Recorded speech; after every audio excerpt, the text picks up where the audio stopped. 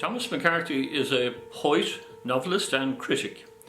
He won the Kavanagh Prize way back in 1977 and has been publishing ever since. He tells me that his only backstage contribution to the theatre arts was when he was a student in UCC and he worked as an assistant stage manager on a production of Yerma. And he managed to acquire 4 props.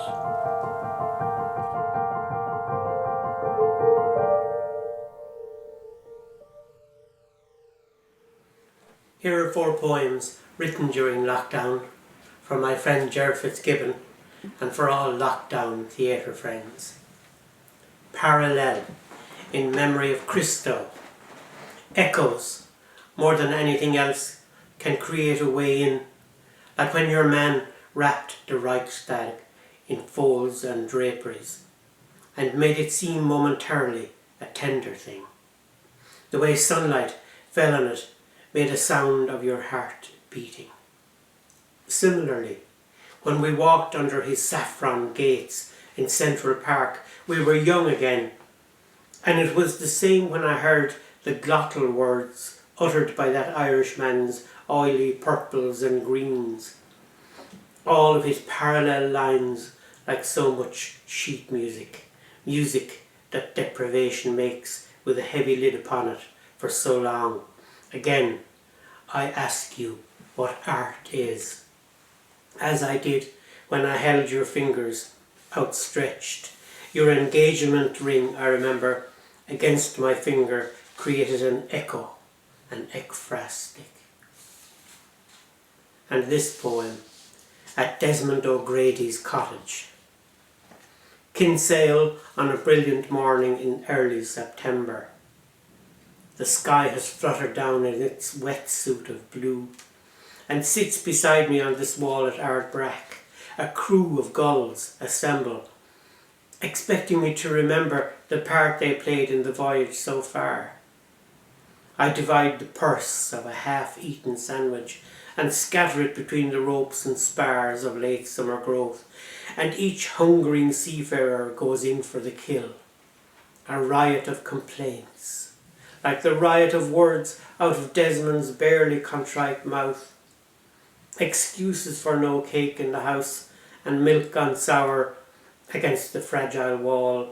Desmondo, the whole world has gone to hell since you left us, and I remember you still in this chaos of lockdown, of pandemic, of seagulls.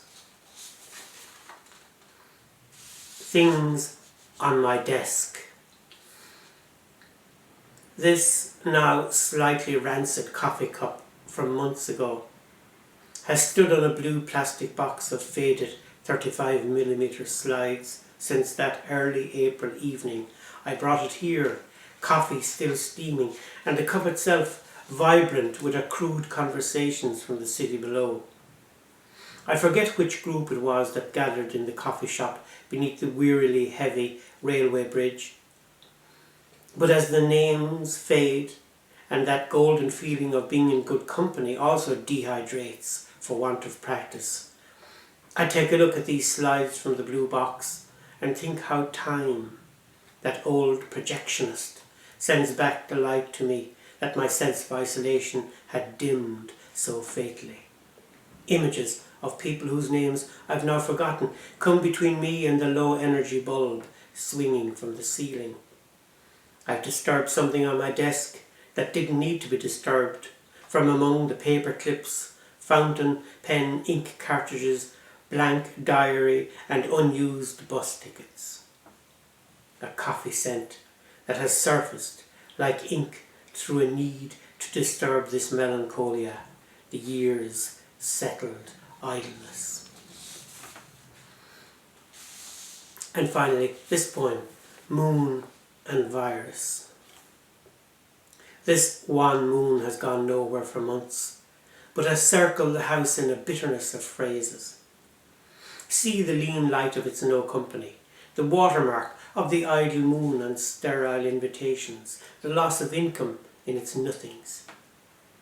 Our bleached weeks and these rotting peonies in a downpour, a thin light that cuts the end papers, so that I can read the full book of its pale blue isolation. It was all a sign. In the poems of the future, we shall work remotely, remote from each other, as this moon with its blue signals and striations of grey. Vulnerable as a moon, all our weeks have toppled over. This moonlit room reads my life in a way it never could before, and there is no escape, not from its thinning light.